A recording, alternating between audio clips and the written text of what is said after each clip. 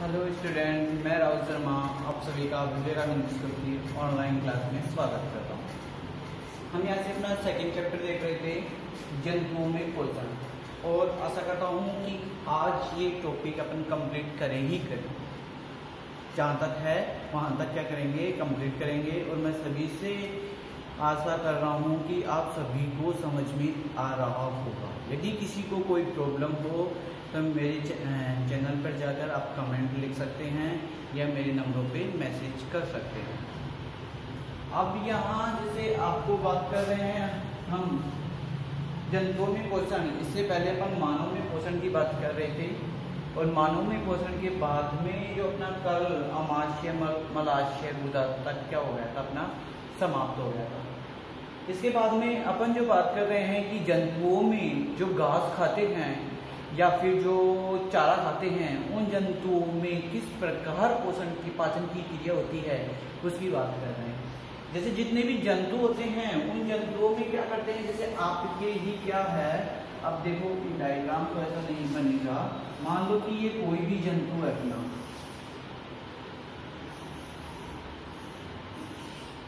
ठीक है। इस जंतु की अगर अपन बात करते हैं तो इसकी आहार नाल की बात करेंगे। ये मान लो कि ये इसकी आहार नाल हो गई।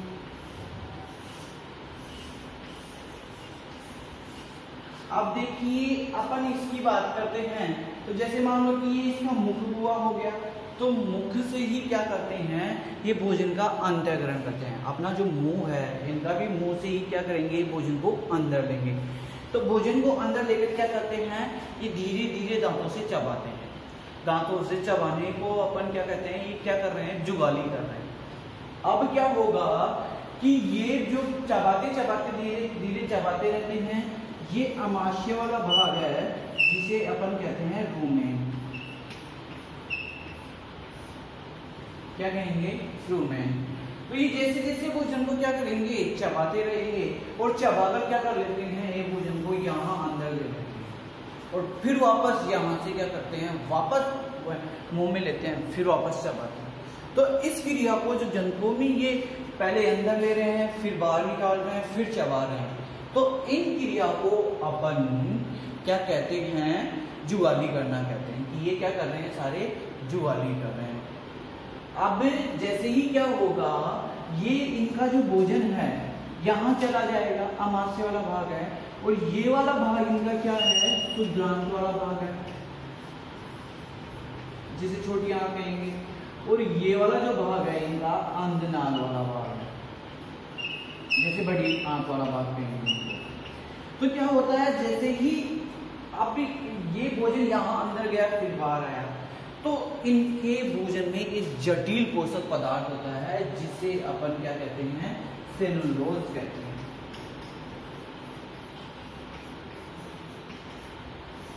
क्या होगा, ये ऐसा जटिल पोषक पदार्थ होता है जिसको अपन पचा नहीं सकते, लेकिन जानवर क्या होते हैं, इनको पचा जाते हैं।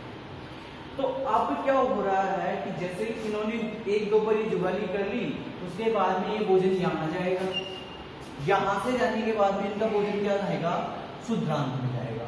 अब क्षुद्रांत में क्या होता है कि इस सेलुलोज को, जो मतलब एक जटिल पोषक पदार्थ है, तो वो जटिल पोषक पदार्थ को क्या करते हैं, यहाँ पचाने वाले पाचक एंजाइम होते हैं।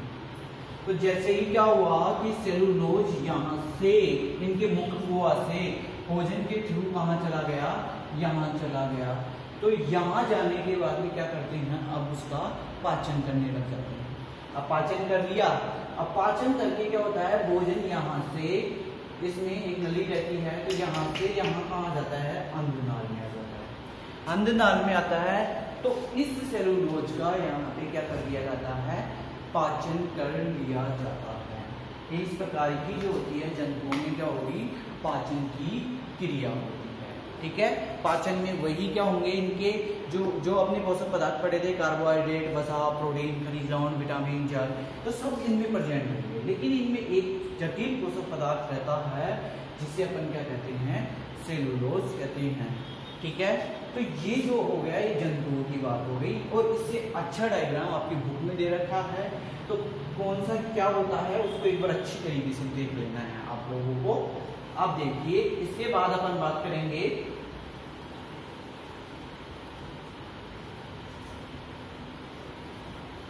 ये बात तो उन जीवों की हो गई, ये बात तो उन जीवों की हो गई जिनमें भोजन को अंतःग्रहण करने के लिए क्या होता है, मुख गुहा पाई जाती है। मतलब वो क्या करते हैं, मुंह अपने मुंह द्वारा ही भोजन को क्या कर लेते हैं, अंदर लेते हैं। लेकिन यदि अपन बात करें ऐसे जीवों की जिनमें मुंह ही नहीं होता, उनकी बात करते हैं, तो वो भोजन कैसे ग्रहण करते हैं। तो एक ऐसा जो जीव है उसके बाद अपन बात करते हैं अमीबा।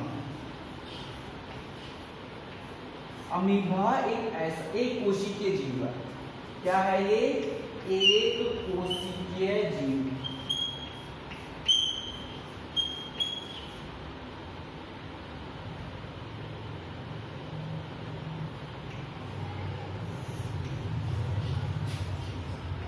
कहने का तात्पर्य ये है कि जो ये अमीबा है ये एक ही कोशिका से मिलकर बना होता है, इसलिए इसे क्या बोला जाता है, एक कोशिकीय जीव। इसका निर्माण एक ही कोशिका से हुआ है। अब मैं क्या करता हूँ, इस अमीबा की संरचना बनाता हूँ। इस प्रकार की अमीबा की संरचना होती है। तो देखिए ये अमीबा है ना, इसकी जो होती है ये प्लाज्मा झिल्ली होती है अमीबा की। बाहर की जो होगी वो क्या होगी, इसकी प्लाज्मा झिल्ली होती है। ये वाला जो है इसका क्या होता है, केंद्रक होता है। और इनकी ये वाली जो होती है ये खाद्य धानियां होती है। और इनका जो ये वाला जो पदार्थ ये वाला है, ये पानी जैसा पदार्थ, ये इनका कोशिका द्रव्य होता है।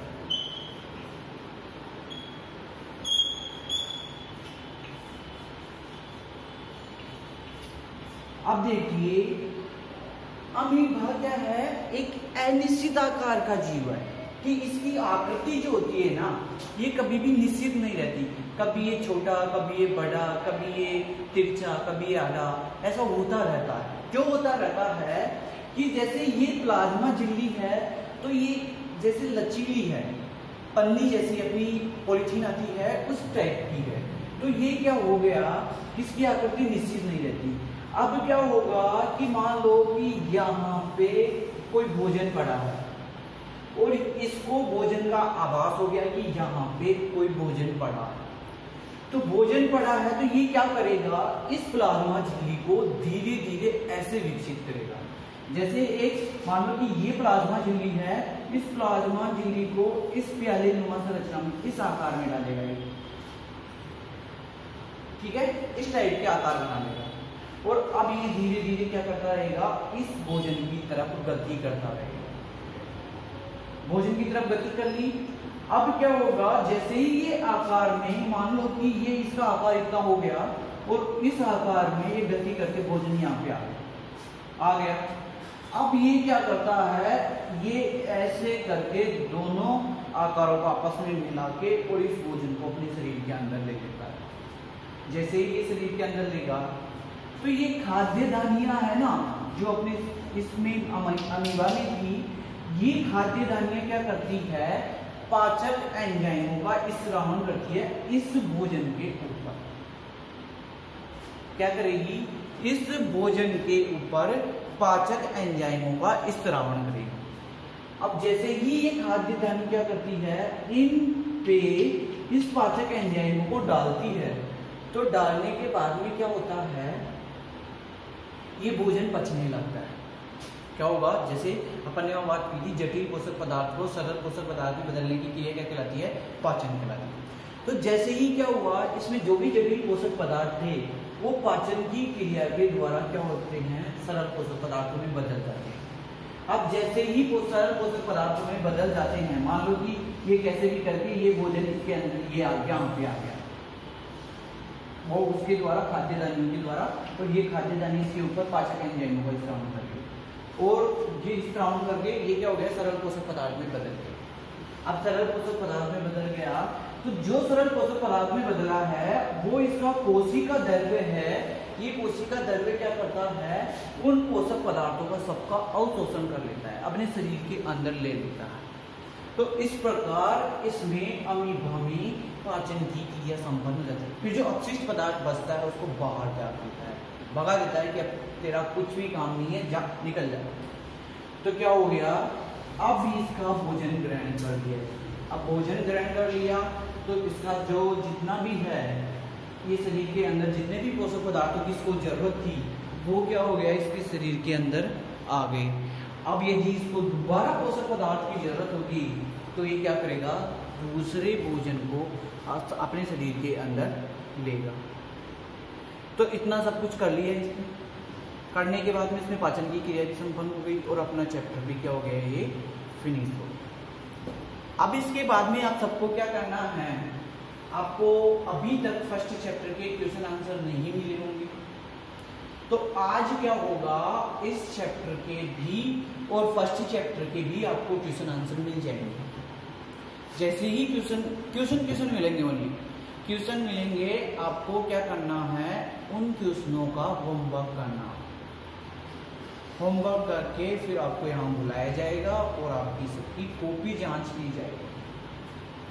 तो आप सभी को कभी भी नंबर आ सकता है, आप किसी का भी कभी भी नंबर आ सकता है, कभी भी स्कूल से फोन आ सकता है कि 2 बच्चों को भेजिए, 5 बच्चों को, जो भी आपके बच्चे हैं उनको क्या कीजिए, यहाँ भेजिए, हम कॉपी जांच करेंगे। कॉपी जांच करने के बाद में आपसे पूछेंगे कि आपने कितना याद किया है और कितना याद नहीं किया है।